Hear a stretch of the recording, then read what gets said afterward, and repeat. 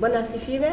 Ni asubuhi njema ambayo Mungu ametuleta pamoja ili tukaweze kuanza ibada yetu ya asubuhi ya siku ya leo. Ningetaka tukaweze kufunga macho ili tuombe katika jina la Yesu. Tufunge macho watoto. Bwana, katika jina la Yesu, tunajikabidhi mikononi mwako asubuhi ya siku ya leo. Ni kwa sababu ya neema yako na nguvu zako. Hakika umetujalia siku njema Mfalme. Tunalishukuru jina lako na kuliabudu. Ni kwa sababu wewe ni mwema. Tunapoanza ibada yetu ya asubuhi ya siku ya leo, tunajikabidhi mikononi mwako ili ukaanze pamoja nasi na ukaendelea kuwa pamoja nasi katika jina la Kristo Yesu Mwokozi. Tumeomba, tumeshukuru. Amen. Nataka tukaimbe wimbo mmoja ili tuweze kuendelea katika jina la Yesu. Na tutaimba wimbo ambao unasema ya kwamba amenitendea mema. Okay, tunaanza.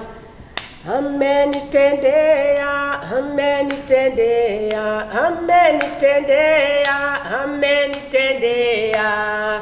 Immanueli amenitendea, Immanueli amenitendea, amenibariki, amenibariki, amenibariki, amenibariki. Immanueli amenibariki, Immanueli amenibariki, ameninua, ameninua, ameninua, ameninua. Immanueli ameninua, Immanueli ameninua. Amen. Tutafikisha hapo kwa wimbo, na wakati huu tutapea mmoja wetu Faith ili aweze kutupea memory verse na Mungu atawabariki. Karibu sana Faith. Bwana asifiwe. Amen. Bwana asifiwe tena. Naitwa Faith, nimeokoka na nampenda Yesu na niko na memory verse. Psalms chapter 1 verse 1 to 6, it says, "Blessed is the man who walks not in the path of the wicked, nor stands in the way of sinners, nor sits in the seats of the wicked." Amen. Amen. Tumpigie makofi mazuri. Asante sana Faith, Mungu akubariki na akutende mema. Nafasi hii nataka tukaweze kuitoa ili tuweze kusikiza neno la Mungu, na tunamkaribisha mwalimu wetu ambaye ako na neno, na ni mwalimu John. Tumkaribishe kwa makofi mazuri. Karibu sana mwalimu katika jina la Yesu. Karibu sana. Asante. Hello and praise the Lord. This is the time that the Lord has made, that we rejoice and be blessed in Him. Now, my name is John Gray, as our sister has said, and I'm here to represent the teens and to hear from the Lord. Now, the Lord has given me a word, and I would want us to look at it and see what the Lord wants in our lives. Because when you're in trouble, sometimes we may shake and we may not know what to do. But what brings us to trouble? Trouble is not the calamity. The calamities we are having today is not the trouble. The things you're having today is not the trouble. The pestilences and all that, it is not the trouble. Trouble is how you are not relating well with the Lord. How you are not, or the sin that you are having today. Now let's see. If we look at the book of Genesis chapter 3 and verse 3, it says, let's see, we can see how people went into trouble and they realized that they got into trouble. Let's see. In the book of Genesis chapter 3 verse 6, it says, "And when the woman saw that the tree was good for food." Now, the first thing that brings us to trouble is sight. Sight. Sight brings us to trouble. So, you see first, and then you internalize. Let's see.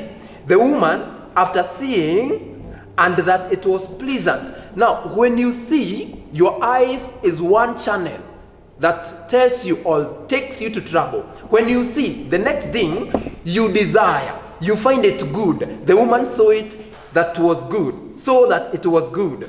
Now, let's continue. "And a tree to be desired too,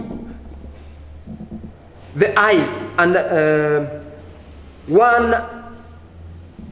a tree to be desired to make one wise." You see, he was convinced.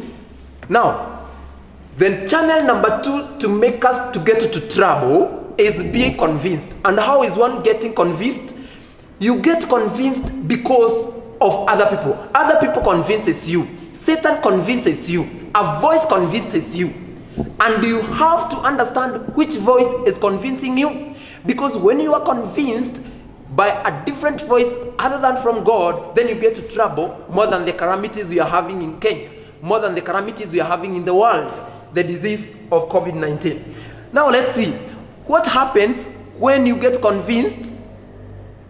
Now let's see what happened to Eve. Part C of it. She took of the fruit thereof and did eat, and gave also unto her husband with her, and he did also eat. Now see, he was convinced and she ate the fruit. After you get some people peering you up that this is what is good, this is what is at some point important for you to do, and you get convinced, the Bible is telling us that you get now to action. When you get convinced, you get to action. When you see, you get convinced, that is mind, that is peer pressure. Your friends is telling you it is normal, it is new normal. You know, some people are telling us that these days there is a new normal, but there is no new normal in Christ, because the Lord is the same Lord who started and who is now and who will be. He does not conform with the new normal. Now let's see. After Eve ate the fruit, he was convinced that it was good. He take it to her wife, to her husband. Now you see that when you eat, when you get into sin, you want to introduce people also to sin. And this is what happens. When you sin, you want to go to the next level of sin. So level attracts another level. Now, our brethren, we need to stop this. We need to stop this. Let's understand the peer pressure that coming from the Lord, the voices and we need to understand the voices that comes from the Lord. You at home team, you need to understand when the right voice is talking to you, when the right pressure is coming from the Lord. That is what I heard. May you be blessed. May we have a good time as we understand the word of the Lord more. Be blessed.